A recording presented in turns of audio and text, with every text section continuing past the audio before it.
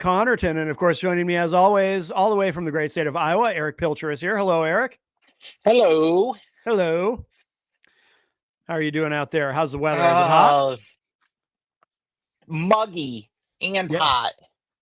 Yeah, it's kind of muggy here too, actually, now that you mention it. I don't have a fan blowing in here because I'm afraid the mic will pick it up, but I've got a window open and hopefully that's enough. The perks of central air. Fortunately, I'm somewhat impervious to heat. But because you and I are opposites that way. You prefer the cold, right? Oh, yes. It Yeah. is 69 degrees in my apartment right now. Yeah, I like it hot. No. But you know what's funny? I like I will admit if I'm outside and it's 90 degrees, walking into an air conditioned room is nice. It does feel nice. But if I've been in an air conditioned room for an extended period of time, walking out into the heat also feels nice to me. Isn't that strange? I'm a weird guy. Yeah, I can't do it. Nope. I'd like to move to the equator where it's hot all the time, but I don't think Jenny will go with me. So I got to stay here. I wouldn't. So for those streaming the show live, it is a Saturday, July 12, 2025. And we have what is it? Oh, 3:14 p.m. in the Eastern time zone. Of course, obviously, most of you will listen to the podcast version of the show, but we do like the adventure of streaming live. The great thing about streaming live is things can go wrong, and I find that very exciting. That's what I like about live radio. I don't like it when things actually go wrong, but I like that little bit of edge that comes with knowing that things could go wrong. It's exciting to me, so I like to go wrong. I mean, I don't know. I'm kind of indifferent to it. I mean, because I've been on the end when things go wrong and it's not fun. No, it's like it's not fun, and yet the challenge of it can be exhilarating. So we are live. Of course, we also have the luxury of knowing that if something goes terribly wrong, we can always edit it. But yes, we're on the Facebook and the YouTube, and I forget where else. Oh, I think this show we also stream to Twitch because there's a lot of gamers on Twitch, and there's also some wrestling people on Twitch. So I don't think they're on right now because All In is airing right now. Oh, it is All In Texas. That's right now. Yes. Is that on Max? No, it's still on. I believe Amazon pay-per-view. Okay. So this is a big weekend that we're in the midst of right now, right? Because All In is on right now. Tonight is Saturday night's main event. Yes. I know you're very excited for the Goldberg versus Gunther. Gunther. Yeah, I'm over the moon. I might blow my brains out. As we discussed last week. I think I remember saying to you last week, Eric, please don't blow your brains out. I know how excited you are. Over the moon. I mean, man. Yes. Boy. Yes. I'm happier than a pig in shit, I tell you what. Wow. Now I didn't grow up in Iowa, so I don't know much about this. I'm not a farm. Well, you didn't grow up in Iowa either, though, did you? Or did you? Yes, I did. Oh, you did? Yeah. Oh, that's right. You moved to Mason City, Iowa. Oh, right. You didn't move to the Northeast till later. No, I've never lived in the Northeast. I have dear family that's in the Northeast. I thought you lived here for a little bit, no? No, I wish. Oh, I've been confused about that this whole time. My God, I feel like I don't even know you. Who are you, Eric Pilcher? My God, you're like an enigma wrapped in a mystery. I am not the fake Sammy Hagar. No, we know who that is. That is Jose Martinez of Wappinger's place or something. New York. We haven't heard from him. Maybe ICE did their diligence. Maybe, I hope so. There was a video. He did post a video recently, though. I guess he's very upset with Papa. His friend Papa has betrayed him. Yes. Lovers quarrel. Yes, poor Papa. If you can't depend on Papa, who can you depend on? I mean, if you can't depend on people to do the work you need to be doing to promote your show. Right. I'll be, man. It's frustrating. You know what? Yeah, we need to start doing that. We need to start threatening people if they don't promote the show. Right. We should do that right now. If you don't promote our show, if you don't make our show a success, we're going We to will ban you. delete you from our channel. We will delete you. Well, this is a wrestling podcast, so what we should say is we will delete you. But yes, and then I can't do the arm thing. Oh, right. You have an injured arm. Yeah. So you can't go delete. Yeah. I understand. I mean, I could with my left arm, I guess, but it just wouldn't have the same. You have to do it with your dominant arm.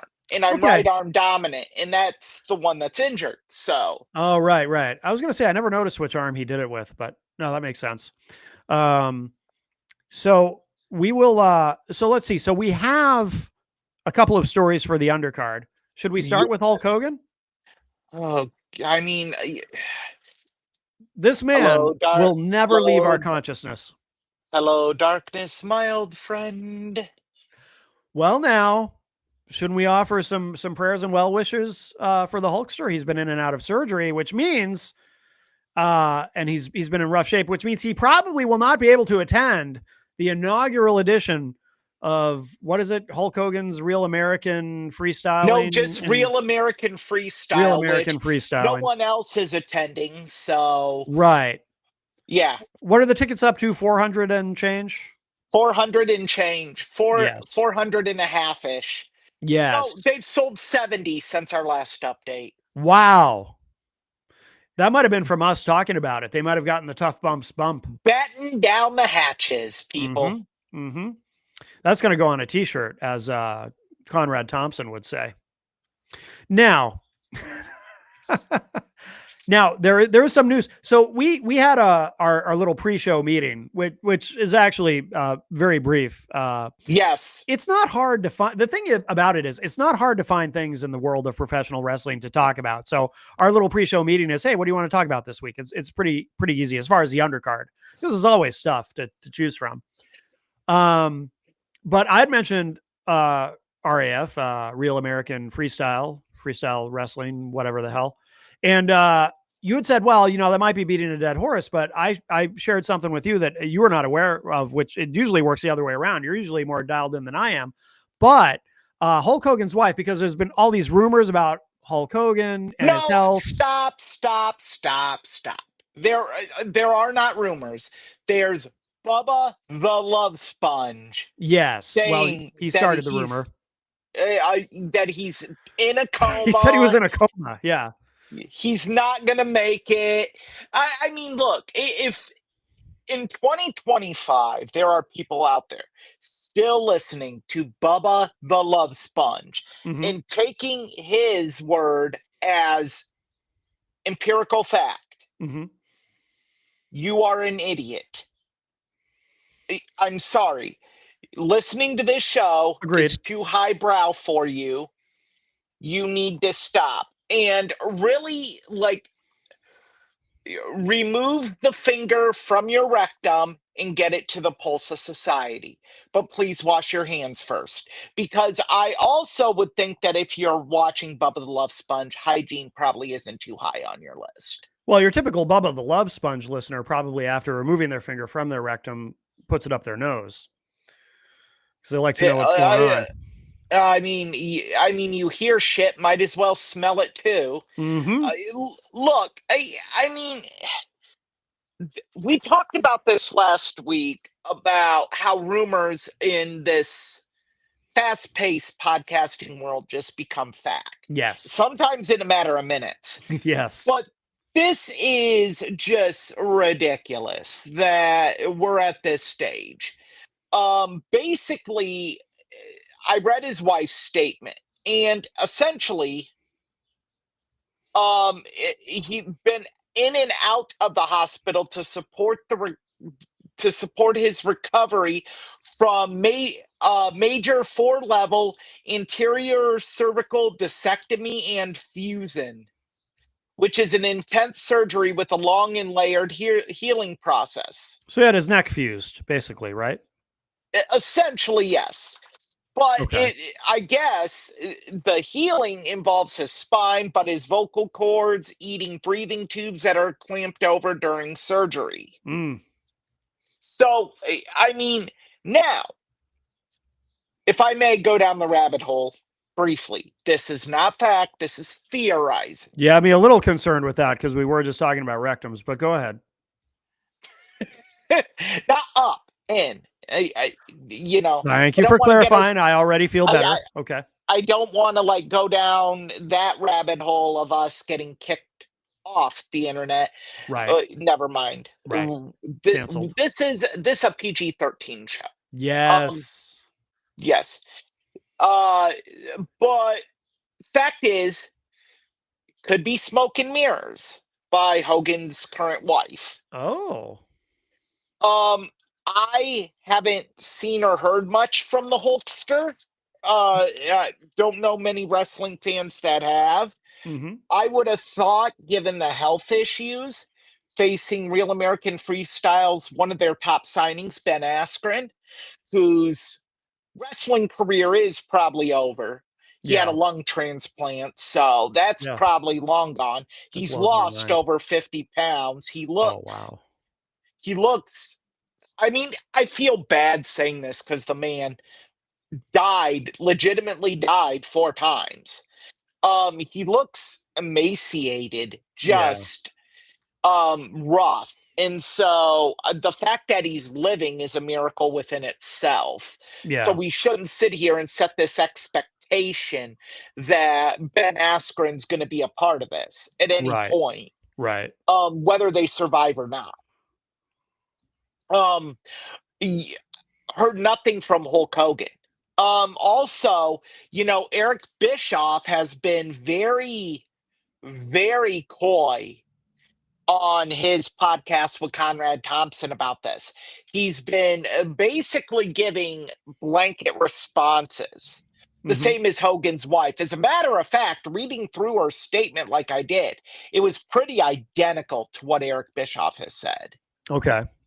So, could there be something to what Bubba the Love Sponge is saying? Yes. But I'm going to go 85-15 that Bubba's full of crap. Okay. I'm not going to give it much credence because I would almost guess that if it was this serious, Meltzer, Sean Ross Sapp, Wade Keller, Brian Alvarez, somebody would have gotten a hold of something. Mm-hmm. Yeah, you would think. Or, yeah, someone of more, that has more, how do I want to say this? Credibility than Bubba the Love Sponge. Yeah. I mean, I would trust a sponge that I wash dishes with more than Bubba the Love Sponge, to be honest with you. I would trust Vince Russo more. Wait, no. Oh my God. My God. Wow. That might be my sad attempt at ultra hyperbole there. I don't know if I would trust Vince Russo. Mhm. That's a tough one. I mean, if I was stuck in a room with both of them and they told me that the sky was blue, I might have to stand outside for 20 minutes to check. Mhm. Yeah. So, do you think? So, you talked about smoke and mirrors. Do you think that possibly Hogan's wife is helping to set up an excuse for why Hogan isn't at No, the event, and then? I think he's having legitimate health issues with this surgery because it is a major surgery. Okay, sure. And Hogan's had like umpteen back surgeries, Yeah, and he's got a lot of problems. And hip. But if he's not well enough to be there, will they then use that as the excuse for why tickets didn't sell? Because everyone knew about Hogan's issues, and so that's why tickets didn't sell. That would be very on brand for Hulk Hogan himself to do, right? Well, brother, I wasn't there, brother. Well, he did blame Jimmy Hart for getting booed on Netflix. Did he really? No. Okay. Okay. I was gonna say that was. I know he did come up with some pretty lame excuses, but I didn't think that was one of them. No, his excuse was because of his support of President Donald Trump. Well, at one point, his excuse was that because he had been a heel in the very distant past, and apparently Los Angeles remembers him as a heel, and so they were holding on to that heel heat. He actually said that on Yeah, who did he he say that to? Was it actually Ariel Helwani or was it he said that Pat on Ariel McAfee? Helwani. On Pat McAfee, he said it was because of his Donald Trump support. Oh, okay. Yeah. Um, which yeah, Undertaker actually had Donald Trump on his podcast and was adulated. Yeah, no one's ever going to boo the Undertaker, so it's it I wasn't. mean, who? Yeah, no. Pat McAfee did a skit the day Oh, I after. remember that was hilarious. Yeah, he They were booing. They booing, were they were saying Hulk Hogan. Hogan, and they were booing Jimmy Hart, brother. Oh yeah. Mm. Well, I mean, regardless of how we might feel about the Hulkster, I certainly, I don't wish him any pain or suffering. I hope he does recover. I'm torn on that. You, I you, know. are you thinking And, about wishing him pain and it's okay to actually because wishes don't translate into like, anything. I think You can wish it and it won't happen. I'm gonna just say this. I'm gonna echo what the Undertaker said on his podcast. The after the Netflix debacle. Yeah, People don't forget, that's right. That's right. and that's where I will leave it. Okay. People don't forget. Okay. Actually, yeah, it's kind of my show, so I'll elaborate. If you're a racist piece of shit, eventually that catches up with you. Hopefully. Um, Hopefully. I mean, no, it does. I mean, I firmly believe that. Well, it did Firmly believe that. caught up to him. Yeah. I mean, it's caught up to Kanye too, except Kanye's too stupid to realize it.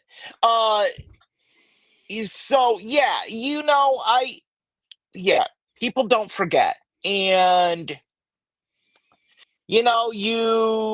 and there's something to be said for doubling down on being a piece of garbage. To be fair, he did tell his colleagues in the wrestling business, "Hey, don't get caught saying bad stuff. You never Yeah, know when you might be recorded." So, I mean, stop. that's pretty contrite, And isn't that that just further cements my issue. it? In Yeah. a room that was like 30% African American, Yeah. I'm surprised he was able to walk out of that room. Yeah. You Well, think about the guys that were in there, Shelton Benjamin or I know. Benjamin Shelton, as Hogan likes to call him, Booker Yeah. T, Mark Henry. Yeah. Like, how'd he walk out of that? Yeah. Like his one takeaway from that whole thing was, someone was recording. I know. Yeah. He can't read the room apparently. I can understand Booker T being a little bit forgiving. Only I mean, Booker for a Booker very T had specific. his own Yeah. Booker T had his own mishap. So Right. like Right. Well, not only that, there's that famous Hulk Hogan, "We're coming for you," N-word. that's what Uh, I'm saying. but also some of the backstory to that is why I say that about Booker T, because according to Booker T, from the way he tells the story, Hogan actually, because he was like, as soon as it happened, he was convinced he was going to lose his job. And he said that Hogan actually went to bat for him with management and said, "Look, he just made a mistake. He was caught up in the moment. I'm not offended. Please don't fire him." So I can see where Booker T would be a little kinder to Hulk Hogan than maybe some others, because there might be a little bit of a sense of Right. loyalty there. But I get it. nonetheless, I mean, there's a difference. And this podcast isn't the time or place to get into that difference. It's like if I called you boy, Hmm. there's no issue. But if I called an African American male boy, Right. we have a major issue. Right. So there's differences. And again, I circle back to something I said earlier. If I need to explain those differences, maybe this podcast is too highbrow for you. Well, some people legitimately, I think, just don't get it. Like, because they'll say, "Oh, they can say the N-word. Why can't I?" And it's like, well, because it's Well, not again, only though, about the word. Words have connotations and different but it's contextual circumstances, and that's what they don't understand. A little bit of a I mean, sidebar, but if you're like mid 50s and up, I can get that argument. I don't agree with it because I no. think you should grow as a person. Hmm. but I'm like, okay, that's a majority of your life the way it's been. But if you're below that mid 50s, shut up. Yeah, No, you get it. You're just choosing not to grasp it. exactly. Unless you're Exactly. just being overtly racist and bigoted, Yeah, and then it's just, and you know it and you don't care. right. That's inexcusable no matter what age you are. Agreed. Absolutely, 100%. Well, anyway, well, just speaking for myself, I don't wish any harm or pain or suffering to the Hulkster. I don't wish any harm. I don't wish pain or suffering. I just wish for him to go away Well, yeah, I agree there. I agree there. into the good night, peacefully be gone. Well, I wouldn't say into the good night because that now it sounds like you want him to die. I mean, Hey, once he's Matt, dead, there's no chance for redemption. Matt, Yes. you don't make an omelet without cracking a few eggs. So are you saying that if well, because we know someone else who's close to that age who we've talked about, hope nothing happens. Well, anyway, it doesn't matter. Um, Yeah, no, let's not go down that road. yeah. Plus, he might have one more Sammy Hagar impersonation in him. So, Oh, um, so, uh, so I mean, moving he on. did have his karaoke hit a couple weeks ago. I mean, number one with the bullet. And I hear Mailbox Dog, that reunion tour. I hope so. It's actually a cool name. Actually, it's a shame that a cool name be wasted on a shitty band because I think Mailbox Dog is a cool name. Where the music video was edited on Microsoft Movie Maker. Woman can't take no more. You know, it does have, God help me for saying this, does have a catchy riff. The song itself isn't terrible. There's nothing wrong with the song itself. It's just the singer is so bad. The singer is so bad in the music video. Oh my goodness. Yeah. The music video makes an Ed Wood film look like Citizen Kane. I know. Newer listeners don't know what we're talking about, so I apologize. But I wish we could still have the music video, but it has been deleted. yeah, I haven't been able to find it in a long time. It seems to have been removed from YouTube. Gee, I wonder who did that one. You can still find the Matt Connerton Unleashed remix of the song itself. That's still on YouTube. That is I'm shocked you don't have a platinum album for that yet. I know, right? I know. It was a masterpiece. My favorite remix. Well, should we also talk about Evolution? Is that also this weekend, by the way? Tomorrow. That's tomorrow. See, I've kind of lost track. There's so much wrestling this weekend. There is NXT's going on right now. All in Texas is going on right now. It is a lot of wrestling. Yeah, because WWE has 3 shows in one weekend. 2 in the same day. Yeah, I mean that's wild. We never would have seen that pre TKO. At least I don't think we ever saw anything like that. No. I mean, the ticket sales actually just today posted by Ringside News. Ticket sales for all the shows, all the individual shows? For Evolution, because Evolution's ticket sales were awful.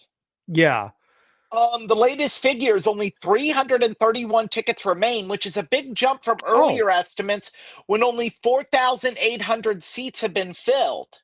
Oh, what building are they in? I don't even remember. They are in. It's been too much for my brain to keep it all straight in my head. The Atlanta State Farm Arena. Okay. That's where Evolution is? They have sold 1,517 more tickets since July 10th. I heard Meltzer say he thought there was going to be a lot of last minute sales on this show. I don't remember why he said that, but I think it was because him and Alvarez were talking about how this is unusual. Because the thing is, it's hard to judge, right? Like if they don't hit their goal, I mean, it's with so much in one weekend. How do you even? But also keep in mind they lost their top match For Evolution. Yeah, What was it? gone. I don't remember It was what was. supposed to be Liv Morgan versus Oh, Nikki Bella. oh yeah, They teased it and then they lost it the very next week. right. So I it's don't think hard. I don't think people are going to buy tickets though. For I don't. I Was that really a draw? I mean, people were talking, Yeah, and if people are, I mean, like I personally don't care. I've never been a Nikki Bella fan. I've never been a Brie yeah, Bella fan. yeah. But people were talking, and look, if you, I think there's such a thing as wrestling overload, and I Sure. think TKO is realizing that with this weekend, everything they're doing. Um, I think also you have people that were, probably waiting to see what matches would develop after SmackDown, see if anything new developed, which it didn't. But Trish and Tiffany Stratton cut a very good promo. See, So last that night. yes, so that I haven't seen it definitely yet. could have helped as well. I mean, not much, not 1,500-ish tickets worth, but Yeah, it's a lot. It's a lot in one weekend, and it's also too. So we should say, so the first Evolution event. What year was that? Now, time gets away from me. I'm so it all becomes a blur. However many years ago the first one was. I feel like the first one served a very specific purpose that is no to longer. get It's right, the purpose was to get the women's roster really over and yeah. have it be as 2018. Okay, 2018.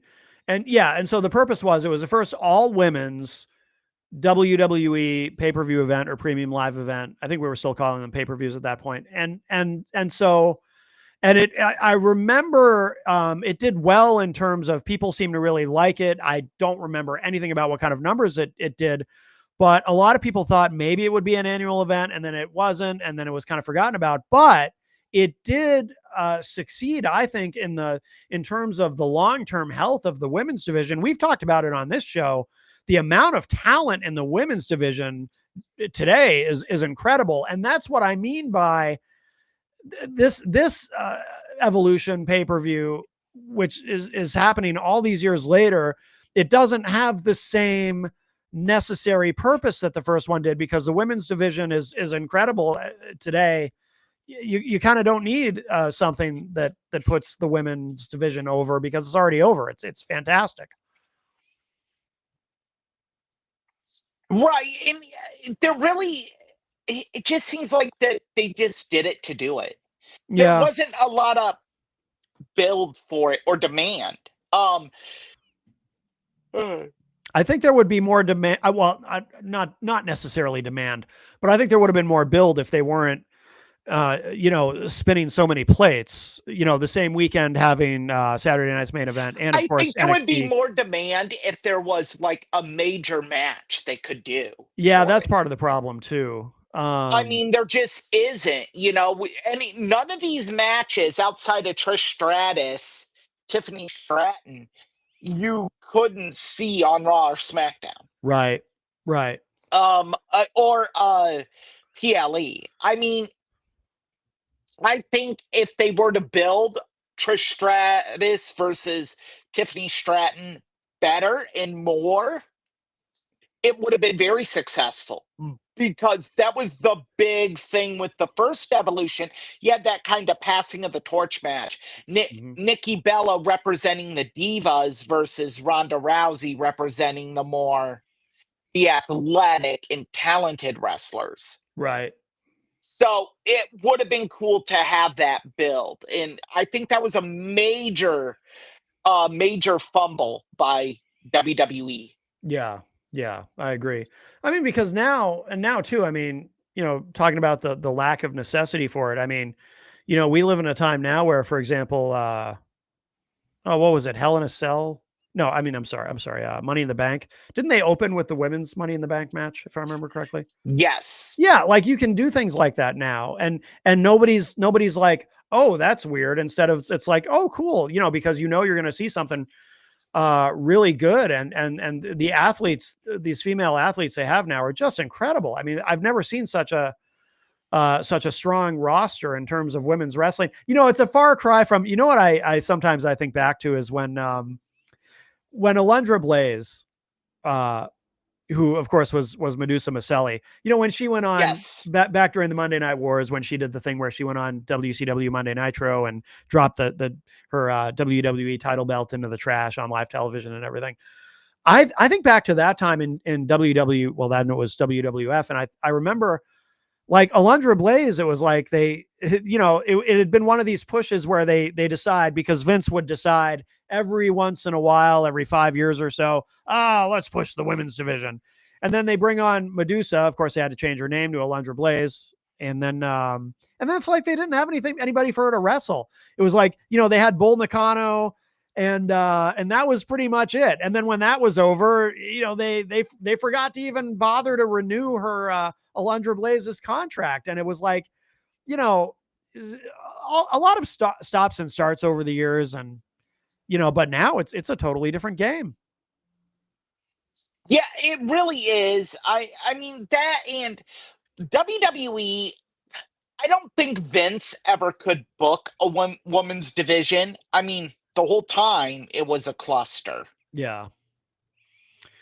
Yeah. And I know you did reference recently, you had a somewhat of a fondness for the Attitude Era, when they weren't even calling them superstars, they were calling them divas, and the women's title was actually called the Divas title. And I didn't care for a lot of that. But I did. I I thought it know. was great. I thought things like, call me a feminist, but I thought things like bra and panties matches and shit like that, I thought was so, I just remember seeing that stuff and thinking, yeah, this is like my friends who look down on wrestling. This is an example of something that I don't want them seeing when they walk into the room, because this is just There were stupid. some things that were just like, even watching it as a teenager, you're like, this is bad. Like It's when Vince had cringe. Trish on all fours Oh barking like yeah. a dog. Like, Awful. Yeah. as hot as Trish is, you're just like, uh, this is wrong. Yeah. Then you, and then the next day you heard kids at school saying that to girls, like, I'll make you bark like a dog on all fours. Yeah. Yeah, that it was now acceptable. And I admit I laughed. I was a teenager, but now you look back at it and you're like, ugh. Especially with everything we know about Vince, that just makes it even a little bit worse. I mean, Vince always came off as pervy. I mean, Well, yeah, but what we've learned about Vince is beyond pervy. It's shocking. Allegedly, assuming it's true, which I'm pretty yeah, sure it is. Sounds like it thank is. you. Yeah, I mean, yeah, it doesn't look good. No, it doesn't. So what is how many tickets are left for that for Evolution? Did it say what you were looking Roughly at? 381. Oh, that's it. So it's almost sold out. Yep. Oh, that's great then. Okay, so actually, so that's good. So Yeah, so it probably sounds like should it'll have sell out. probably should have researched that a little bit more before we. No, but that's good. Well, no, I think it was a good discussion, but I also think that now that doesn't mean that we don't know what the viewership on television is going to be as far as the PLE itself, but the event, it sounds like, is going to sell out, so that's good. So I'd call that a success. Yeah, yeah, Small building, obviously, but that's okay. Nothing wrong yeah, with that. yeah. Man, yeah. It's hard to say. I hope that the ticket sales aren't inflated. Oh, that's interesting. What do you mean? You think they're Well, I mean, I hope that the ticket sales aren't driven by paper tickets and things like that, and people just don't show up, because that could set the women's division back. That's the problem with running an event like this, is you could derail the division a little yeah, bit. yeah. Oh, absolutely.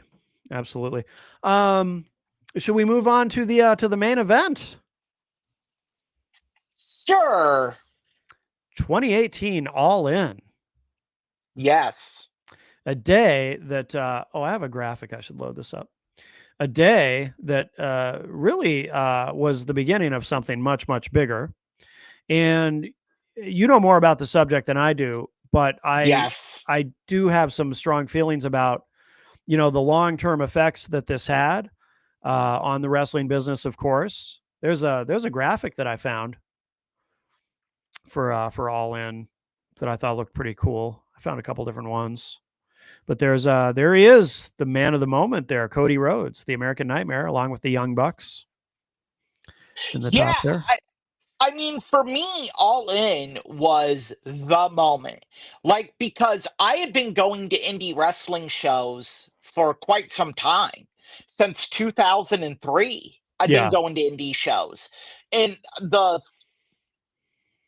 talk at those shows was, what if there was an indie wrestling super show yeah, that could take on WWE and Vince McMahon?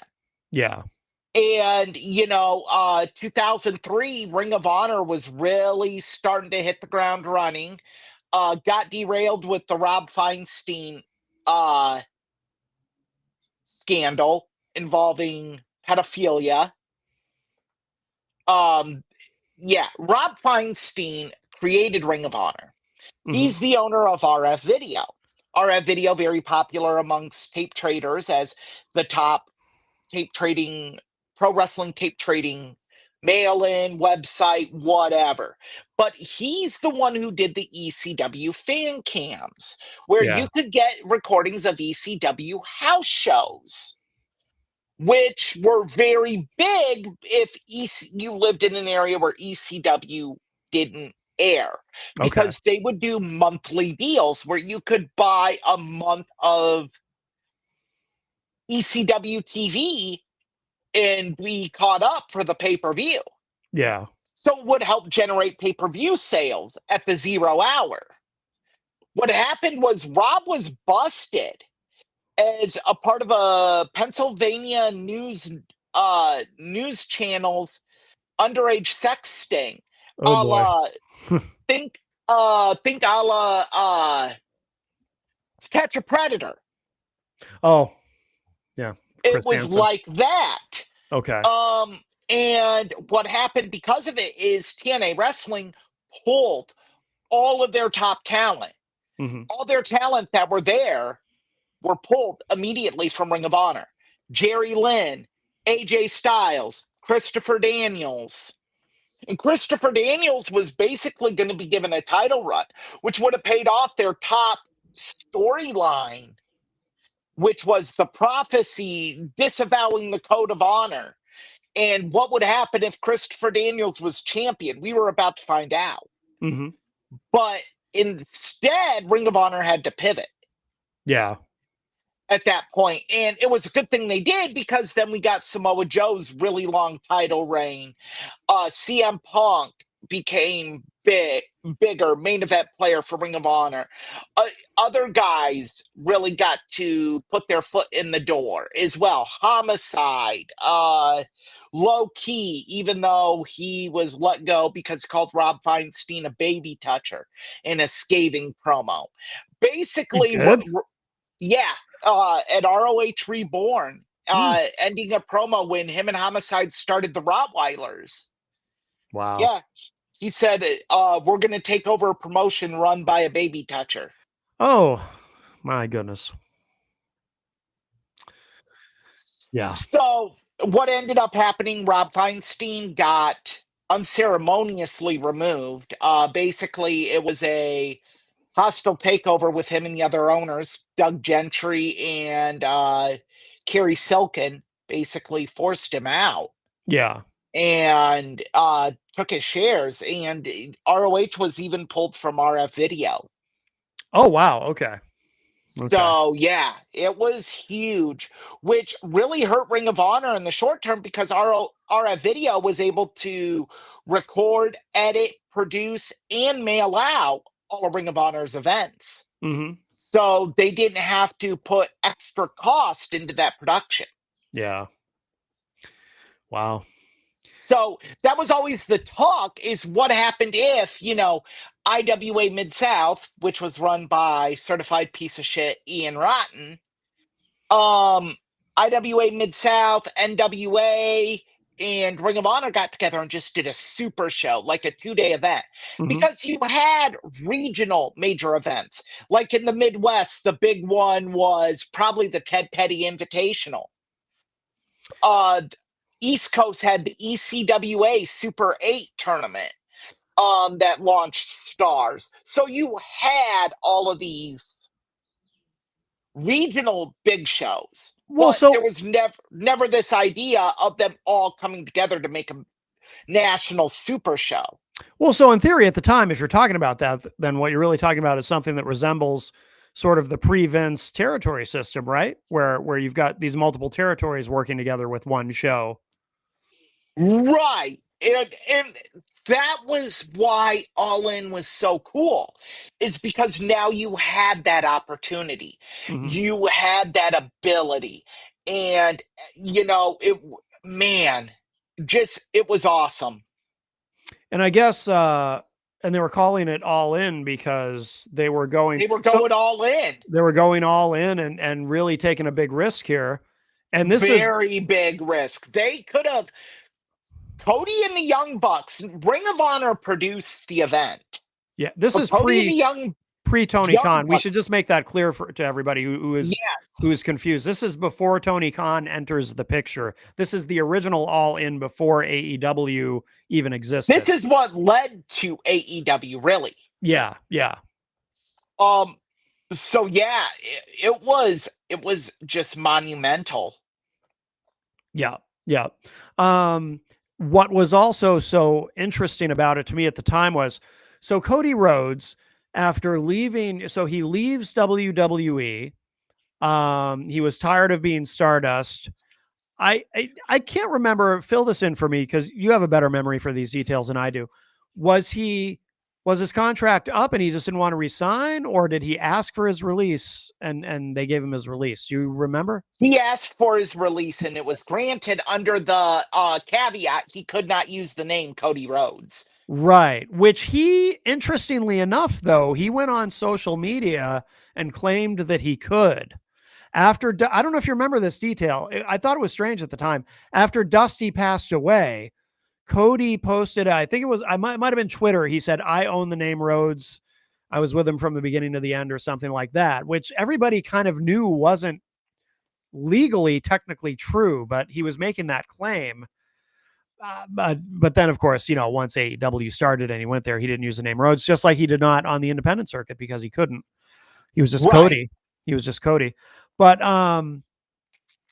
so he had left. He was tired of being Stardust. I actually thought, how did you feel about the Stardust character? I actually liked it. Drizzling shits. You didn't like it? I liked No. it, but they should have pivoted once it had run its course, and they didn't seem to want to. Drizzling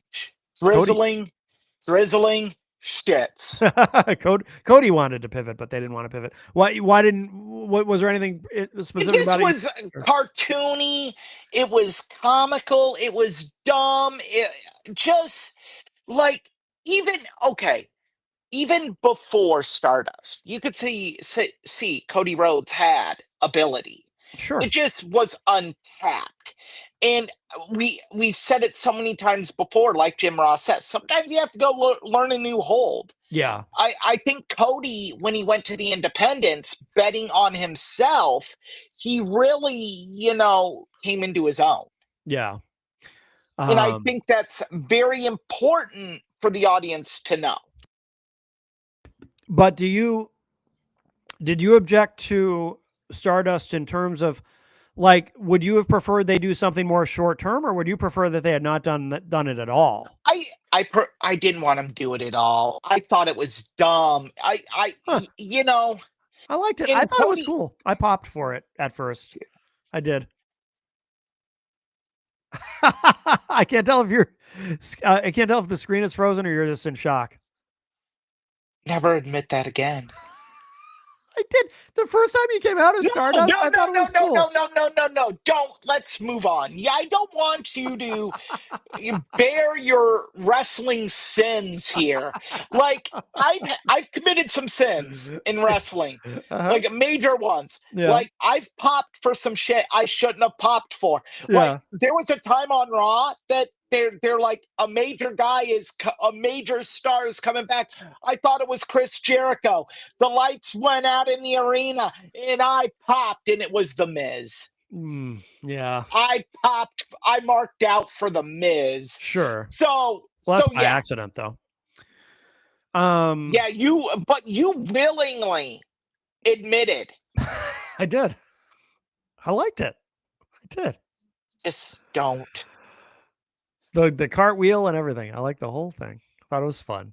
The whole shebang. I did The whole kit. The whole kit. The whole kit and I caboodle. did. I like the whole thing. I thought it was cool. I like the I don't weird even. things he would say that didn't make sense. I like the whole I thing. don't even know you anymore. I know, right? I I'm sitting here and I'm like, I don't know Matt Connerton. Maybe that's not even my real name. Maybe my real name is Pat Monerton, for all you know.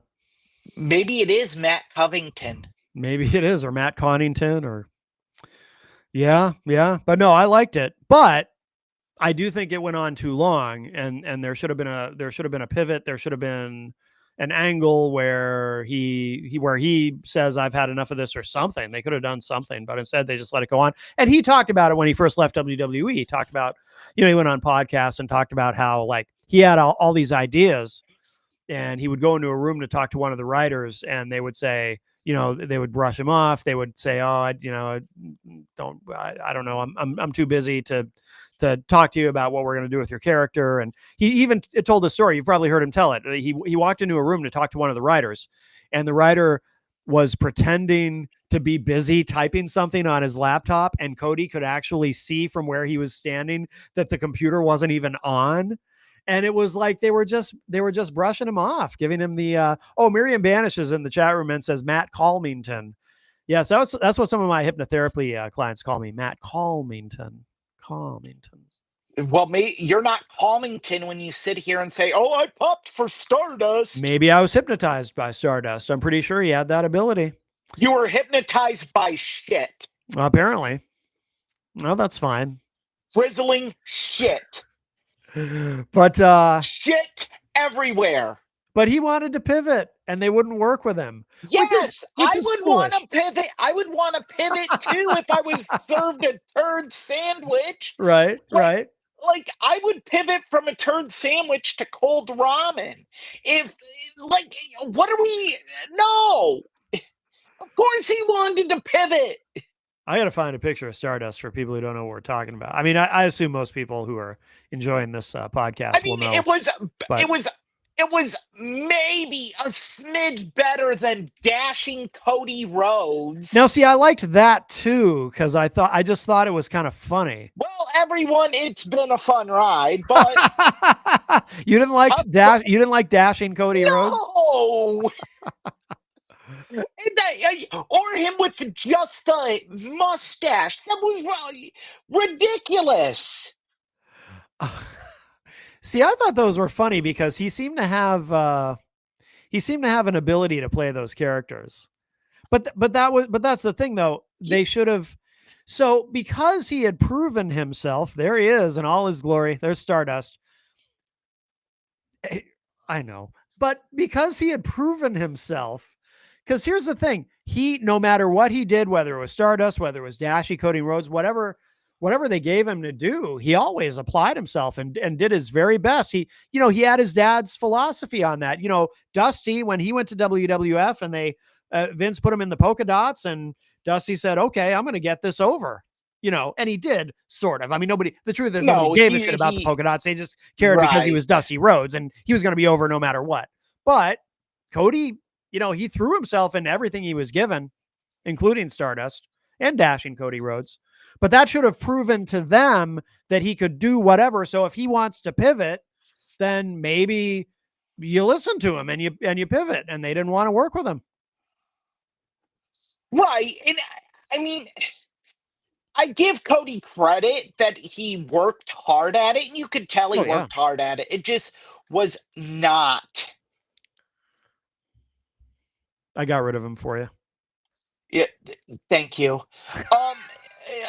But like eventually hard work just doesn't pay off if this is what you're given. Yeah, yeah. I, yeah, I mean, I'm sorry. That's it. Brass tacks. Um, so Cody leaves. So he asks for his release. He leaves WWE. He did something I thought was very interesting that I'd never seen anyone do before. He made the list. He made a list. This was before Chris Jericho's list, right? He made a Yes. list of people he wanted to face on the independent scene I mean, and and he made it did it. public. I mean, he went on a major barnstorming Yep. indie tour. Yep. Like he hit every major promotion. And then once his name got big, New Japan jumped on the Cody bandwagon. Hmm. Then Ring of Honor came calling. And no, Ring of Honor was first, then New Japan. Yeah. And that's when it was okay, we got this hot group. Well, they were big, but they were about to become nuclear. The Bullet Club. The Bullet Club. Yep. And when Cody mixing with the Bullet Club, just one of those things that happened at the right time. Yep. You can't predict it. You can't do anything, but once it happens, ride that lightning bolt. And Hmm. the New Japan did. Hmm. Um, to internet pay-per-view, and things just took off. Hot Topic T-shirt deals. I remember, you know, you if you sat there and said Monday Night Raw sucks, SmackDown sucks, but there was never any challenge to be better. Right. Um, then the Bullet Club hit, and it's like that's it, because there was always Ring of Honor, there was always New Japan, there was always the Indies, but there wasn't this there wasn't this pressure on Vince. Yeah. Yeah. The wrestling business has to have, there has to be competitive forces within the business, or Yep. otherwise everybody gets complacent and a little bit lazy. It just And happens.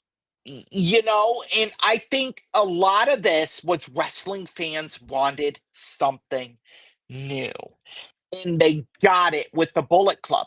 And they got it with Cody Rhodes. They got it with Kenny Omega, Matt and Nick Jackson, the villain Marty Scurll, Hangman Adam Page. Hmm. Um, Adam Cole was a member of the Bullet Club until he was unceremoniously kicked out. Hmm. Um, and then New Japan announces we're going to partner up with Ring of Honor. And that's when it really exploded, because now you had an American outlet where these guys could go and perform. Right. I remember when I realized it was big. 2017, summer 2017. Ring of Honor announces their Global Wars tour. Yeah. I'm going to look this up because the original date for ROH Global Wars was one date only: Columbus, Ohio. And one star was announced: Yeah. Kenny Omega. Okay. Love Kenny Omega. Best bout machine, easily one of the top 10 greatest of all time, Yep. Yep. without a doubt. Yep. You then sold out in 30 minutes. Yeah. So then they're like, well, let's add more. And Kenny Omega said, I'll do all the dates. So it expanded to starting in Buffalo, Pittsburgh, Columbus, and ending in Chicago. Villa Park, Illinois, a suburb in Chicago. I know it well. Odeum Expo Center. Yeah. And it sold out. Yeah. All 4 shows sold out. Yeah. And you know what? They Ring of Honor Club membership went through the roof because they did something very interesting. Buffalo was not even streamed at all the Yeah. first night. Yeah. But night 2, Global Wars Pittsburgh was iPay-per-view. No, Global Wars Pittsburgh wasn't streamed. It was done for a TV taping. Global Wars Columbus was streamed as a part of Honor Club. Global Wars Chicago, the last night, that was the night that they did the iPay-per-view, and the iPay-per-view crashed. So for anyone who doesn't know, just so we're clear, so an iPay-per-view, a pay-per-view that's strictly on the internet rather than the traditional with the, through satellite and the cable companies and everything.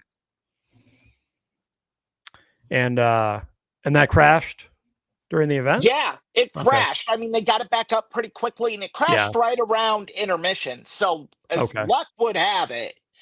But I remember they cut a promo, and Cody Rhodes in the middle of the ring at the end said, "Pro wrestling is cool again." Yeah. And then the next day, they did a meet and greet at Pro Wrestling Tees that sold out in 20 minutes. Yep. I mean, my God. Just printing money that weekend. Yep. Yep. And you realize that was the precipice of this idea. Well, they just sold out for I wouldn't call them arenas, but for 5,000 seat clubs. Mm-hmm. And they did it in areas that have a heavy wrestling footprint. But if they could sell 5,000 with promotion, what could they do? The thing is, at this time, the way that I remember it, just as a fan, is there was such it wasn't that at that point in time that interest in pro wrestling had been waning so much as just fans had become so disenchanted with what was such a weak WWE product at that point, because even at that point, it had been a couple of years since I had even subjected, and I'm a lifelong wrestling fan, but it had been probably a couple of years since I had actually sat down and watched from beginning to end Raw or SmackDown, like actually sat and watched it. In fact, for a long time, I'd fallen into a pattern of I wouldn't watch it at all. I would go online. Well, I shouldn't say I wouldn't watch it at all. I wouldn't watch the shows at all. I would go online, find out what happened. And if it looked like something interesting happened that I actually gave a shit about, I would go on YouTube and I'd find the clip of it on YouTube and I would watch that. And then, but it was also around this time, I kept hearing about NXT, and NXT obviously a part of WWE, but Triple H was running it at the time.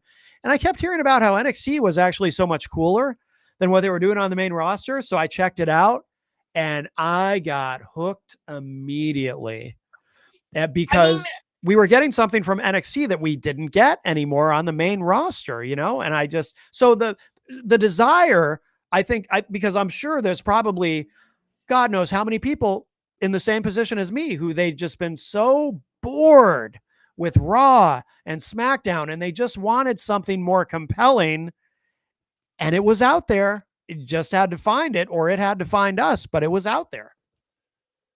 Right. And it was out there. And by the time that event happened, it was now in your face. Yep. Because keep in mind, the Bullet Club had been poking the bear. Leading up to that, they went to a WWF live event and Yeah. recorded it for being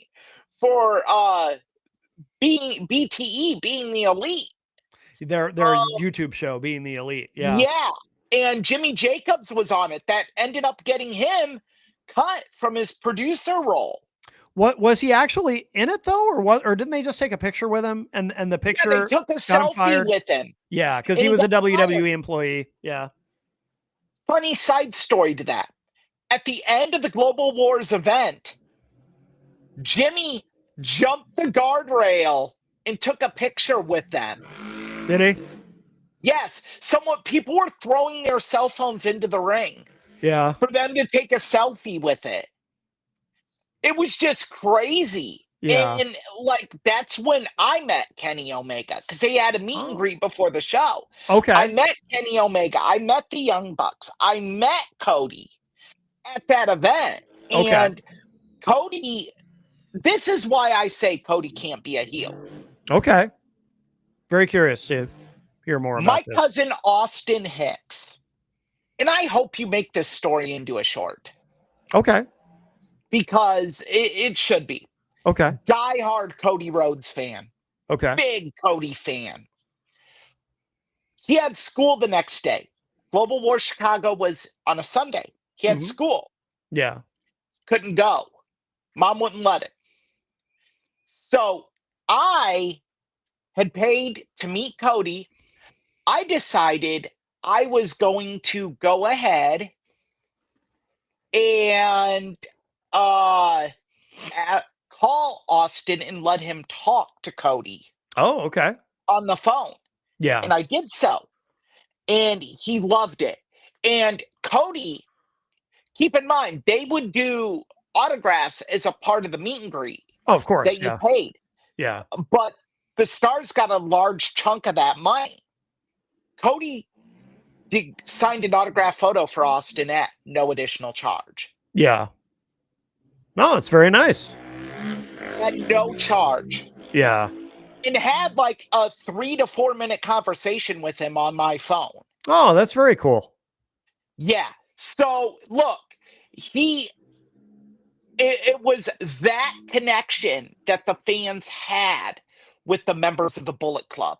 Yeah. This access that they had with these guys. But wasn't the Bullet Club a heel group though? Didn't matter. Did Well, not matter.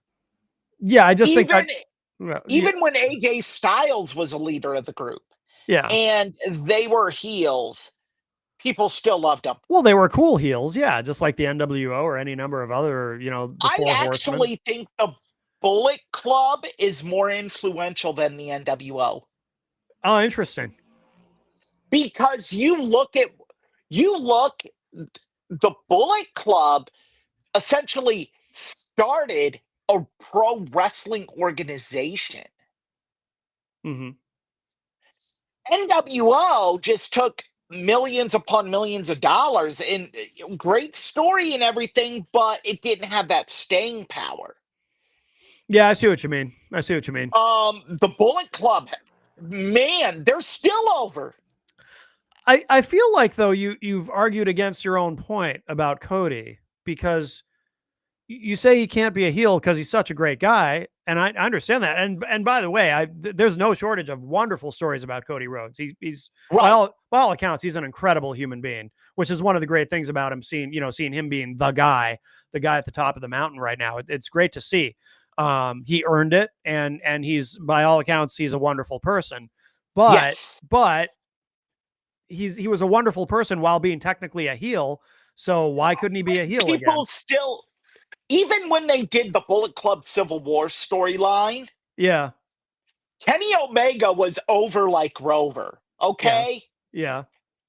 Pro Wrestling Tees, the Team Cody shirts sold just as much as the Team Kenny shirts. Yeah. So, no, he can't. Because even when they tried to make Cody a heel, and they had him turn on Kenny Omega, had him turn and try to take away Kenny's creation, the Bullet Club, from him, Kenny is the reason why it became this multi-million-dollar empire and all this other story. And Cody's this evil man trying to take it away from Kenny, take away his best friends, take away everything. And all Kenny has is his IWGP Heavyweight Championship and Kota Ibushi. Still loved Cody. Sure, but that doesn't mean he So can't be a heel.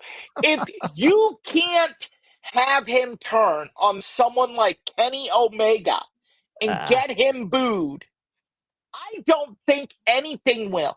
This guy could go and butcher puppies, and fans would find a way to say the puppies had it coming. sure. I don't know. I don't think you can do it. I mean, John Cena's a wonderful human being. He holds the record for Make-A-Wish. But But so what? He's still a people great heel, in still my opinion. hated Cena. Yeah, Like again, that is a valid point. That is a there valid point. Yeah, was this. There was always this undercurrent of that's true. he should be a heel. That's There valid. hasn't been that with Cody.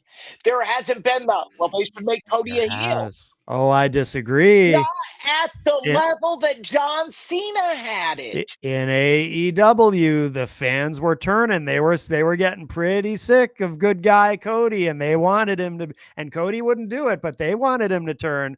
They started booing him. They wanted him to turn. Let me ask you something. AEW fans, they still cheer for John Moxley, right? As their world champion? I don't watch AEW enough to know, but I assume that's true. Yeah. Yeah, there you go. That shows their intelligence level. Let's move on. Oh. Okay.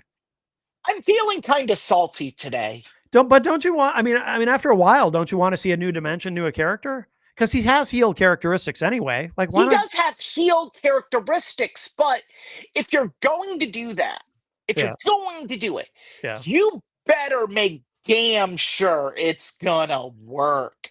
Sure. Because let's look at it like this. What if Hogan's heel turn didn't work? Yeah. WCW's done.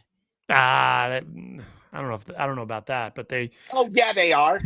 Because you've deep sixed your whole story. Well, yeah, they'd have to do a pivot that they probably wouldn't have been able to pull off. You're right. No way. That's fair. Yeah, It was fair. all the eggs were in the basket, and that's what you'd be doing with Cody. You can do it with John Cena now because eventually the fans are going to come back around, and it's already started because Right. they know that we're nearing the end of the road of this legendary career. Yeah, he's going to turn face at the end, and that'll be it. Yeah. But there isn't. I don't think there's a reason to even try it with Cody. Oh, I'm not saying they should, by the way. I'm not saying, just to be clear, there's no reason to do it right now. I'm saying in the future, though, when it's time to freshen him up, because that day's going to come. But here's the other thing. Cody has in his contract the ability to take time off. I'm a firm believer in this. Had John Cena throughout his career had the ability to take extended amounts of time off, Mm-hmm. those calls for a heel turn wouldn't have been as strong. Yeah, because you wouldn't be sick of it. It was like Jim Cornette always says, "How can I miss you if you won't go away?" Yup. Yeah. Yup. So, or you're cheering for him because it feels real. Yeah. And that's why, even if you turn CM Punk heel, he's still going to get those face reactions. Yeah. Yeah. Yeah, undoubtedly. Well, we also too, we live in an era now where I think fans have become conditioned to accepting that now more than ever that, you don't necessarily have, good guys who are always good and bad guys who are always bad, because as I've talked about many times, we see in today's wrestling, especially in current WWE, we see a level of character development that we have not ever seen ever. Also, I just thought of this in regards to Cody. Yeah. Cody embraces both sides of it. He embraces the boos and the cheers. Yeah. Yeah. When you're a heel, you can't embrace those.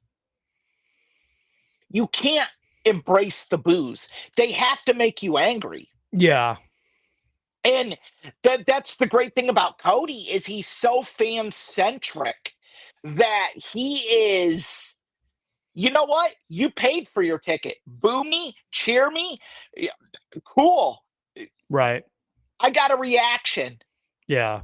Yeah. And it's very hard to make that guy a heel because that what are you gonna do? Have him come out and say, "Oh, I always hated it when you booed me." Really? The same person's been booing you for 5 years now. Right. What's changed? Right. What's changed, Cody? Right. So that's the other hard part is in today's wrestling and smarks being in the know, it's very hard for you to do that. Hmm. Yeah. But Cody's embraced it, Yeah. and that is done nothing but help his popularity. Yeah. Oh, absolutely. So how many of these shows did they do before All In was conceived? Well, Border Global Wars happened in October of 2017. Okay. That led to the next ROH blockbuster weekend Okay. when they did War of the Worlds, and it was in May 2018. Why Okay. this is important is it was Ring of Honor's next trip to Illinois. And that day is when All In was announced. Okay. Okay. That it was official. It was going to be in Chicago. They had a press conference at Pro Wrestling Tees Yeah. to announce tickets going on sale that day, and they sold out in less than 30 minutes and Okay. only Yeah. announced one match. Yeah, that's incredible. Yeah, that's really incredible. And this was not a small arena. It is the Now Arena in Hoffman Estates, Illinois, Hmm. and it seats roughly 10,543 people. I was gonna say, yeah, I remember it being right around 10,000. Yep. Well, you know why it was right around 10,000? Why? Because someone asked Uncle Dave on Twitter, do you think the Bullet Club could sell out a 10,000 seat arena? And Dave responded very snarkily, not anytime soon. And Cody responded, want to bet on that? Mm. And that is Uncle Dave lost that bet. Yeah, I mean, in Dave's defense, I will just say I was very skeptical at the time myself. I wasn't. I didn't think that. No, I didn't think it would. I didn't think it would be a I failure, didn't but I think didn't think it would sell out. I didn't think it would sell out in 30 minutes. No, I I said certainly didn't think that. No. I said it would sell out in 2 weeks. Okay. Wow.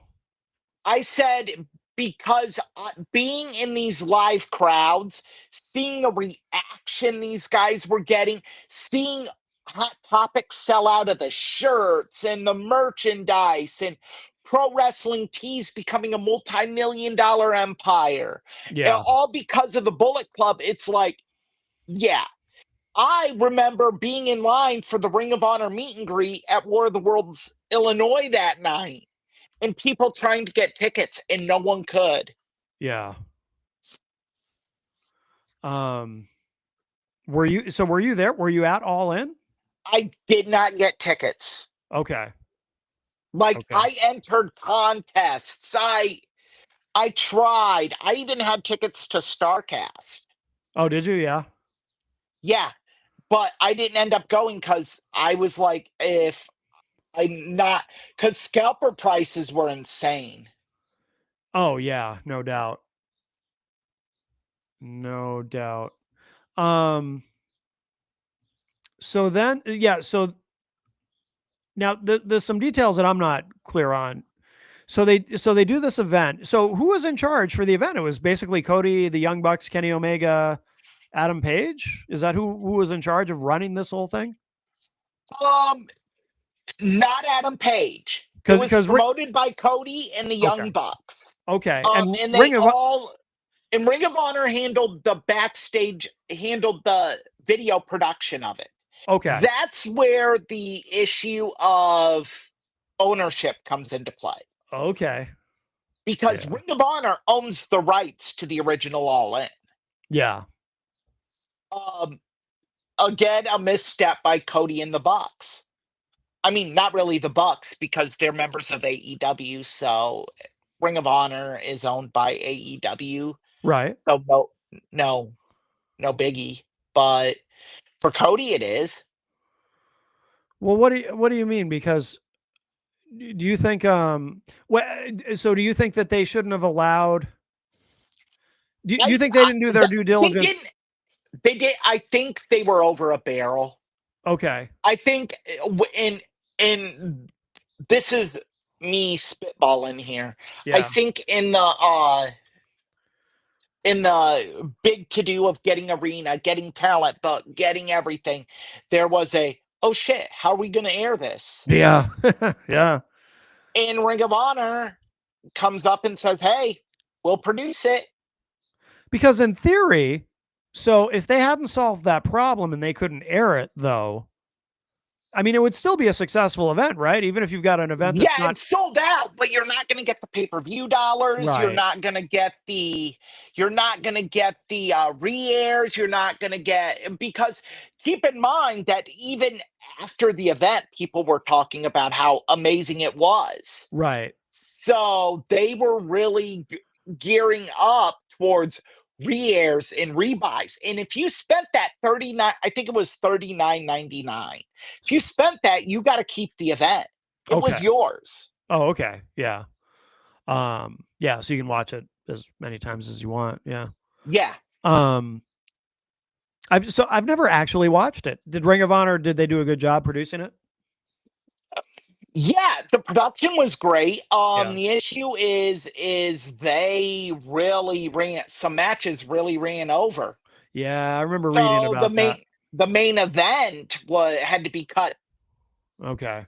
cut down big time. But look, at the end of the day, my goodness, um, it just, I mean, I think the big thing was, I think what kind of hurt the momentum of this show was, I want to say 2 weeks before, maybe a little longer, Kenny Omega had won, finally beat Kazuchika Okada for the IWGP Heavyweight Championship belt. Yeah. So it was like, what do you do with Kenny Omega now? Him and Mhm. Penta had an amazing match, but you're just like, it just, and you had Okada versus Marty Scurll. Mhm. So I don't know. I think hindsight being 2020, maybe they should have pushed for Kenny to win it at All In Yeah. and that be your main event. But I get New Japan saying, and I don't know if they said no, but being like, no, it's happening here. Because that 2 out of 3 falls match is one of the top matches of all time. Which match is that? Kazuchika Okada versus Kenny Omega. I just see if 2 I out can of 3 falls match. see. I've never actually seen it. Epic. Yeah, I'd like to see that. Um, so so after so I know next week we're going to talk about AEW. Should we talk now about the part where this leads to AEW, or should we Well, save that for next week? I mean, we can kind of touch base on it because once numbers started coming in, Yeah. then it was like, okay. And here's where Ring of Honor made a misstep, Hmm. a bad one. Ring of Honor produced the show, Yeah. but the Bucks Kenny Omega, Cody Rhodes, and Adam Page, their contracts were expiring. Yeah. Ring of Honor probably should have made them add a year or two to their contracts if they were going to produce this show. Hmm. Because once that happened, man, the clamoring was real. And it was okay. They've made money. They were, I would say at that point, they'd become millionaires. Hmm. Not enough to start their own pro wrestling company. They needed a money man. Right. And that's where Tony Khan came into play, a lifelong wrestling fan playing with daddy's money. Do you know anything about, because obviously, so if they were under contract to Ring of Honor at the time, it had to be in their contracts that they were allowed to do independent bookings, right? Otherwise, Yes and no. otherwise, how were they even able to do this to begin with? ROH produced it. It was an ROH produced show. So was that part of, so I guess what I'm trying to figure out is, so did ROH have to, was that part of the agreement? Okay, from ROH's standpoint. No, I think it was just we'll produce it for you, sign this agreement. Okay. Because in order for ROH to allow them to even make this event happen, there had to be an incentive. No, in a ROH contract, you can do indie bookings. Okay. As long as the indie shows do not supersede with a Ring of Honor event. Okay, that makes sense. And there were other things too, like if you're a Ring of Honor champion, they are in control of your booking. Okay. Meaning that if you go to a promotion, they're not going to have you lose to Cletus the trash man. Yeah. Or you're going to be in a tag match with other Ring of Honor guys, and Ring of Honor gets to choose the finish. Right. Okay. So yeah, but and keep in mind that Ring of Honor held their American contracts. New Japan held their international. Oh, that's right. Okay. Yeah. But New Japan had nothing to do with this event, right? No. Okay. New Japan allowed their talent to take part in it. Okay. But other than that, no. Okay. Do you think, and maybe this is something more for next week, but I'm just curious, a quick take. Do you think that the real reason Tony Khan bought Ring of Honor, because he damn sure hasn't done much with it? I mean, he hasn't, but that part's. Let me say something here. You probably already know what I'm going to ask you. No, I actually want to bring this up. It's sad to me what Tony Khan has done to Ring of Honor. Yeah, I know. Ring of Honor is the greatest independent wrestling promotion ever. Yeah. And you look at the talent that we have because of Ring of Honor. Christopher Daniels, Jay Lethal, AJ Styles. Well, not so much AJ, but Samoa Joe, CM Punk. On down the line. Yeah. Roderick Strong, Austin Aries.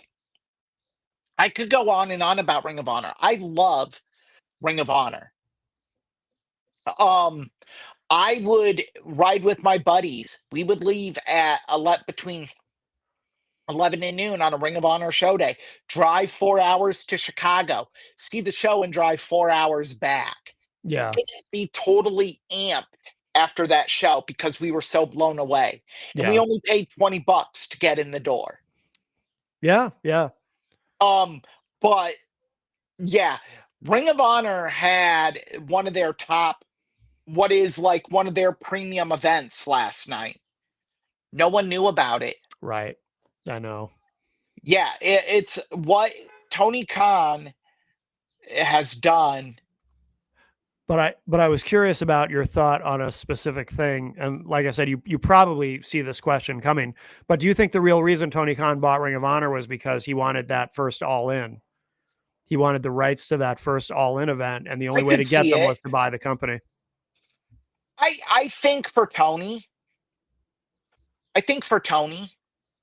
It's who? But man, got to be careful here. Tony's a fanboy Hmm. at his core. So Sure. I think Tony loves owning Ring of Honor. He just doesn't know what to do with it. Yeah, apparently. And that's unfortunate Yeah. because Ring of Honor should be able to book itself, really. I don't even know. Yeah, Super Card of Honor was last night. Okay. Super Card of I Honor didn't even was know. their big WrestleMania weekend event. Yeah. Yeah. That is where we got Kenny Omega versus Cody Rhodes Yeah. for the first time. Yeah. It's just a shame.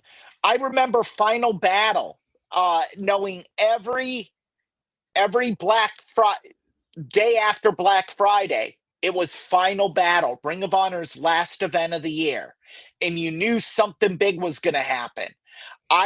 Death Before Dishonor was always where you had blow-offs to some of the biggest feuds. That's where you had the CM Punk Raven dog collar match. Yeah.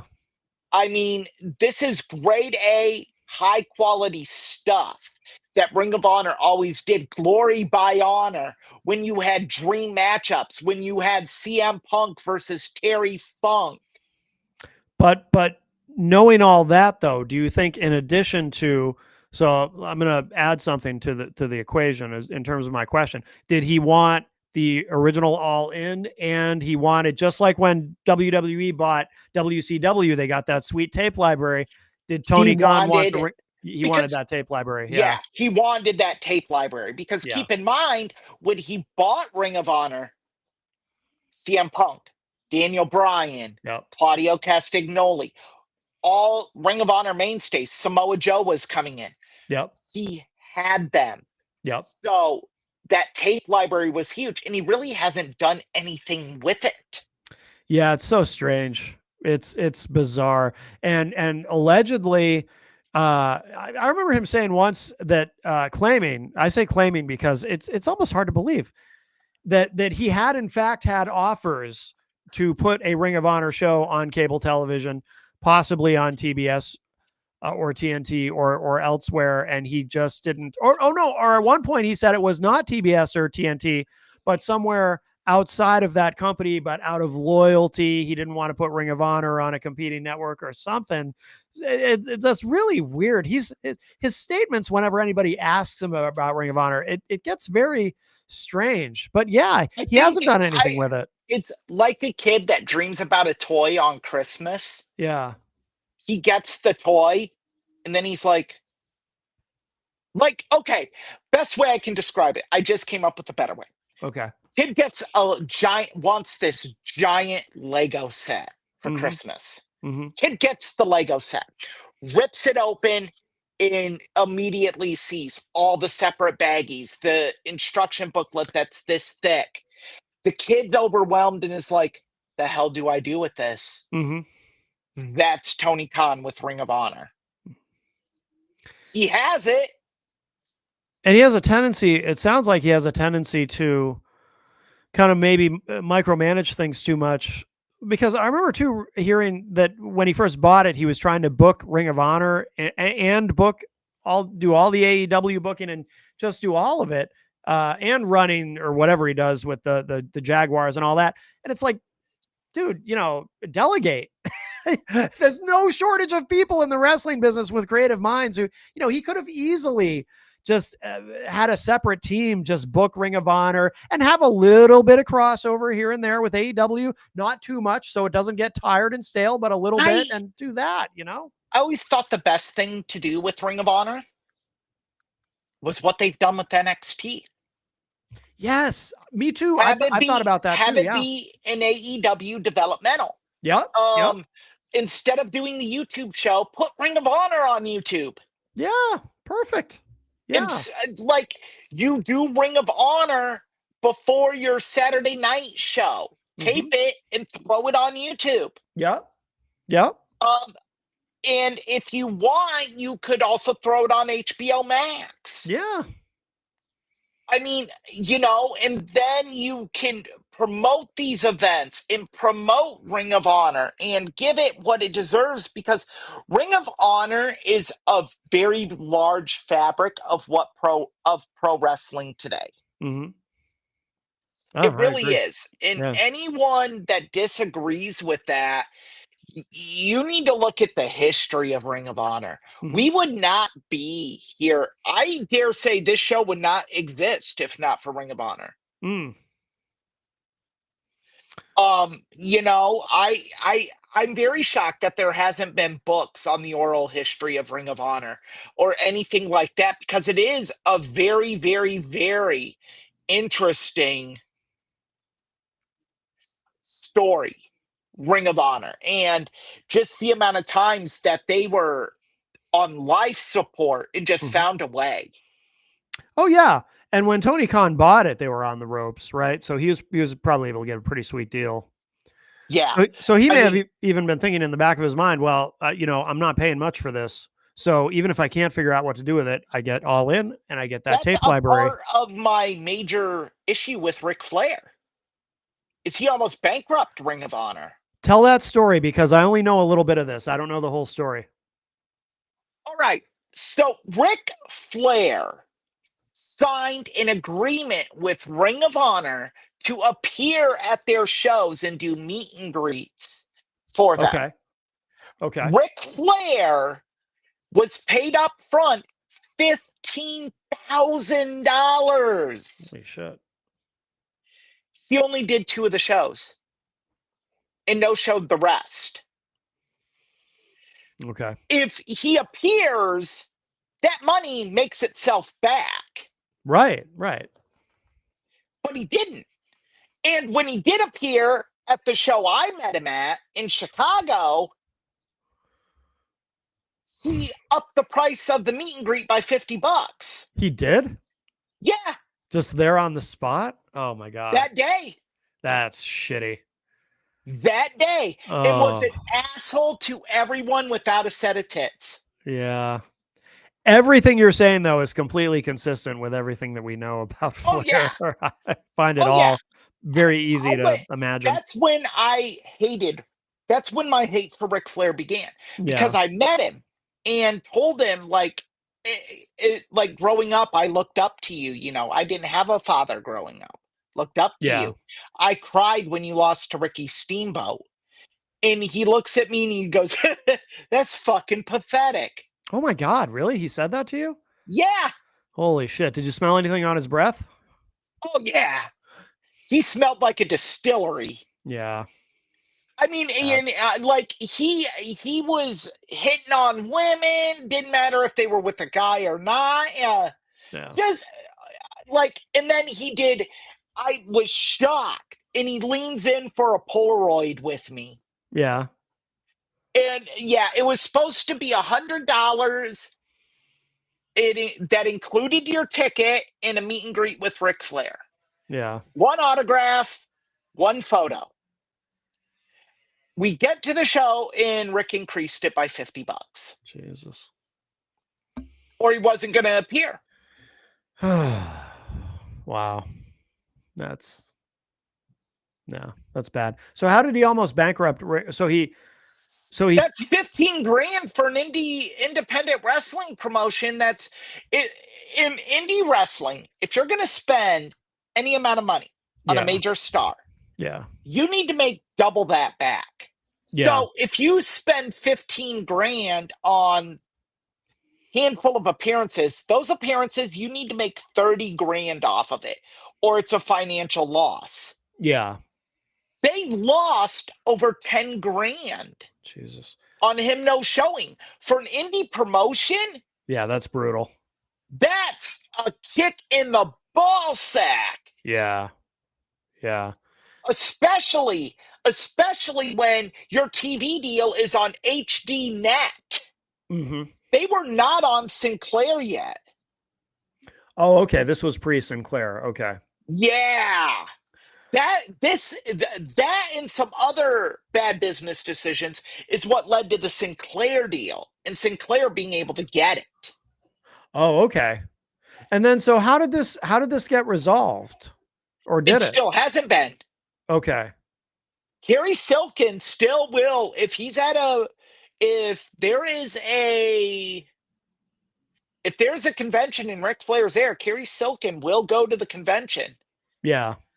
and be like, "Where's you owe me 10 grand?" Yeah. But has Silken ever tried to sue him? Um, no, and because it's not Kerry's debt anymore. Okay. Because when Gotcha. Sinclair bought Ring of Honor, they Yeah. bought Ring of Honor's debts. So it Okay. would be on Sinclair And they're not going to to bother. sue him. And now Tony Khan. And now, and Tony Khan certainly isn't. No, Tony Obviously, isn't going. yeah. Yeah, Tony ain't going to. No. But yeah, but that was Kerry Silkin's money. Kerry Mm, personally put up that 15 grand. yeah. Now, what has Flair said about this? Or has he said anything about it publicly? I'm sure he's been asked. Oh yeah. Uh Miscommunication. That was an advance, and the first two appearances didn't make the money he thought it would, so he could violate the deal. Oh, because that's how it works. Because Oh boy. yeah. Kidding. In music terms, Matt, if a record doesn't sell, the band can just opt out of the deal. Right.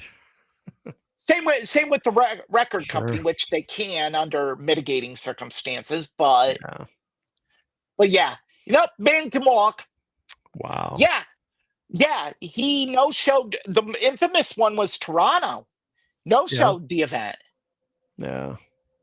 And Ring of Honor had a hard time getting people back after that in Toronto. Yeah. A very hard time. It's terrible. That is terrible. Yeah. So meeting him and then hearing, there's just been a lot about Ric Flair. And Yeah. then when you write your own book and then say, I didn't contribute more than 30%. I just did it for the check. Yeah. Like, what? Yeah. Oh. Well, anyway, all right. Thank you for telling that story, though, because I didn't know some of the details on that. Oh, yeah. Yeah. Kerry Silkin to this day, and I've actually met Kerry. Yeah. Kerry is a great guy and loves the business. Yeah. Loves the business. Yeah. So next week, obviously, we're going to get into AEW more deeply. But is there anything about All In that we didn't talk about that you wanted to Great mention? event. Yeah. Great event. I mean, it's honored at the Now Arena. There is a plaque on the building Oh. that actually commemorates it being the largest independent wrestling show of all time. Oh, no kidding. Yes. That's And cool. All In was just, if for nothing else, the story of Cody Rhodes winning the NWA title. Yeah.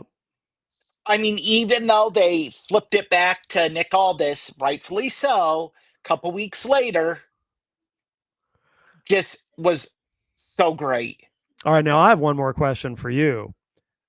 Because I said this, might have been last week. I said this, and you vehemently disagreed with me on this. And obviously we'll revisit this question next week, but I wanna first ask you now, and then we can dive further into it next week. But the question I want to ask you, because I want to ask you again now that we're at the end of our discussion about All In specifically. I said, going back to Cody Rhodes, that without AEW, Cody Rhodes is not the main event top guy that he is in WWE today. And you disagreed with me.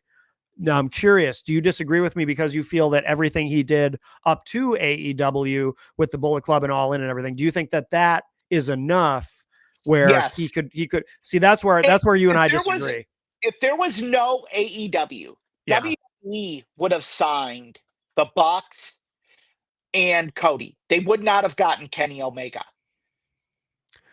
Okay, so are you saying, because maybe I don't entirely disagree with you, because it sounds like, are you saying that so if you take, so let's say AEW never happens, but All In, so they pull off All In, everything else about the story is the same, just there's no eventual AEW. Do you think at that point, and you know the ROH contract is up and whatnot, do you think at that point WWE tries to re-sign Cody, they get him, and he's a top guy, a main event guy? Yes. Yes. The I'm AEW not changes nothing convinced. for Cody. See, AEW changes nothing for the Young Bucks. I think the Young Bucks would still be in WWE right now. And knowing what we know now, okay, let me preface this. Are you also changing Vince losing power? no, because Vince was still in power when they But lured Cody back. Cody, that was a part of the issue. Yeah, Cody did not want to be booked by Vince. right. So Understandable. if Triple H, everything happening, just no AEW. Triple H ends up taking over. Yeah, the Bucks are multiple-time WWE World Tag Team Champions. I agree on that. They're one of the top tag teams in pro wrestling. And I think Cody Rhodes is the guy in WWE. I think if Cody Rhodes signed after All In, we do not get Roman Reigns as we Interesting. have him right now. Really? We do not get the tribal chief. Because you think that space, in effect, would have been taken up by Cody. That. So I think Roman Reigns ends up getting cut or relegated to the mid card. So if we're talking about right after the initial All In and WWE bringing him back obviously at an elevated level because he had proven he could succeed outside the WWE system, I'm more open to that. I'm still skeptical that he'd be quite as big a deal, but I see what you're saying. I see your point, and I'm starting to come around to what you're saying. Kenny Omega, I want to add this. Yeah. Kenny Omega never will sign with WWE. Yeah. Never will happen. Well, he's at the end of his career anyway. He has to be. I don't think so. The diverticulitis almost killed. I mean, I understand it. You know, you could say the same for Brock, but I mean, he's really, he gave an interview recently where he was talking about like, that dude has got problems with the diverticulitis. Really, he's never going to be the same. For his own sake, I hope he's done soon. But AEW is booking him very smart. They're not putting him on weekly TV. Right, right. They are bringing him in with big stories to build around. Yes. And if you can imagine if WWE could, they're giving Kenny Omega, as they should, the Roman Reigns treatment. Yes. Look, so yeah, I don't believe he's close to being done. And Kenny Omega will tell us when he's close to being done. Kenny is not gonna go out and give us matches below his standard. Oh, I agree. If he goes out at All In today and has a bad match with Okada, he would, I think, legitimately sit down with Tony Khan and say, "Hey, yeah, we need to reevaluate. My greatest rival and I just had a shit match." Yeah. Like, I ain't got it. Yeah. So, yeah. Kenny wouldn't have signed. Adam Page, I don't think Adam Page would have signed. No. I'm a bit iffier on that. Because I don't know. I'm not as definitive. I could see a situation where Adam Page signed. Marty Scurll, no. I mean, Marty would have been cut because of the Me Too allegations. So Marty, no. Yeah. I don't see if AEW doesn't happen, Cody and the Bucks go to WWE over like Rover. Yeah, I'm more open to what I'm not as convinced as you are, but I'm more open to that point of view than I The was easiest before. thing you can book is the success of someone else's character. Hmm. That's why Bret Hart and WCW always befuddled me. Hmm. Like, just piggyback on that success. Eventually, you'll have to come up with your own stuff. And I think WWE would have been more than capable. But I think also we got the best version of Cody in WWE because he was in AEW. Okay. Because he got that backstage experience and learned producing, putting a show together, timing it out. Those are just things you can do in the ring Hmm. that puts you head and shoulders above your contemporaries. Hmm. Hmm. Yeah. Okay. Well, so anything else on All In? I think we've If anyone has the opportunity to see the event, I cannot recommend it enough. yeah. They call this Cody Rhodes match easily one of the best matches of both of their careers, and they've had some really good matches. Kenny Omega versus Penta, Oh, I'd like to top see that. notch. Yeah. Yeah. Oh, Um, geez, I can imagine. Yeah. Okay. Okada, Marty Scurll was good. I mean, the whole event, Yeah. except the main event because it had to be cut short. Yeah. Top to bottom is money. In the Yeah. main event, when you hear the names that were in it, Yeah. um, Kota Ibushi, Matt Jackson, and Nick Jackson versus Bandito, Ray Phoenix, and Ray Mysterio. Mm. Yeah. Um, okay. Now we should. So next week, we're gonna the main event will be AEW, correct? Yes, we will talk about the first 6 years of AEW, and you might have some explosive arguments Yeah, I hope so. because I like clicks. I Got to think get clicks. Matt and I vehemently disagree on the status of AEW right now. We might. I don't. I actually am not sure, but we might. Yeah, we'll see. I hope so. Okay. All right, Eric. Well, thank you Why so does much. everyone love? Why does everyone love disagreeing with me?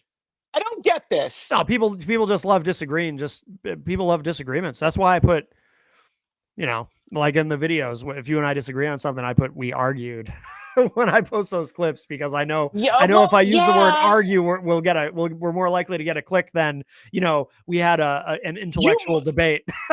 you might get more clicks if you say Matt, my laptop stand just tipped over. Uh-oh. If you say Matt Connerton bitch smacks Eric Pilcher live on internet, Right. I guarantee you we would break records for Tough Bumps clicks if I you know titled the video that. I know a guy in New York who would definitely click that. I don't get his overwhelming issue with me. He calls you Eric Pincher. He can't get either of our names right. Yeah, I don't understand it. Like, I mean, have I done some things to him? Yeah, but Sure. nothing. Nothing he didn't Am I deserve. good? Am I good friends with the real Crazy Joe Rabinowitz? Yes, I am. Yes. Yes, I am. I mean, Crazy Joe Rabinowitz is still alive and well. Mm-hmm. Mm-hmm. I hope so. Um, Still bumping ODB occasionally. Good. Good. Okay. Well, Um, fair enough. but yeah, I don't know. I don't understand his issue with me. Yeah. Like, yeah, he says I'm untalented. I I have awards for writing, Joe. What awards do you have? He's mad at you. He's mad at this gentleman named Murray, and of course his beloved Papa. He's very mad at. He's mad at He's Papa. very upset with Papa. Very upset with Very Papa. upset with Papa. Hmm. And I don't know. I There's a theory Hmm. that's been presented by him and he dismisses it. But I believe it to be true. I think Jen is a catfish. Oh, okay. I think he's being catfished by a dude, which Okay. brings his very disgusting karaoke song he dedicated to her Oh. to a I mean, he does like imagining sticking things in our orifices that, Yes. I mean, I'm gonna say this. I'm gonna look right into the camera. Mhm. Jose Martinez. It's 2025. It's okay. Take that fresh walk out of the closet and into the freedom and declare your homosexuality. Yeah, he does seem like he might be closeted. It's okay. Even an old dog such as yourself can learn new tricks Yeah, it's not too late. It's not too late to find love. and maybe find a new glory hole as well. He did used to tell me how handsome I am whenever he'd call into the show. Those were the Y- days. They were. He'd say, "You're They very were. handsome, Matt," and I'd say, "Thank you." Yeah. Um, all right. Well, on that He's note, never said Billy Painter's handsome. no, he never has. No, he's very mean to Billy. Very mean to Very Billy. mean. Very And mean. his beard. I Yeah, don't. yeah. I think if you have a beard that size, you almost have to keep it clean. Oh yeah. You have to groom Like, it. yeah, there's no way. Like, Yeah, yeah. yeah, You have to groom it. because I've read stories online actually where people who don't upkeep their hair can get like skin diseases under the hair, Oh like God, really? flesh-eating bacteria. Oh, that's not good. Yeah. Yeah, yeah. Yikes. Like there's this story I read about a guy who had dreadlocks in his hair, hadn't washed them for 2 years, Yeah. went to cut them off. Hairstylist touched the guy's scalp, and Yeah. it started to move. Oh God. Okay, that's horrifying. All So right. yeah, I don't think it's true. I don't think Billy could get away with not washing his beard. I know, Right. Right. Yeah. because it would be bad. So Joe, that's go ahead. Just come out. I will invite Jose Martinez to be a guest on Tough Bumps if he takes that brave step and steps out of the closet.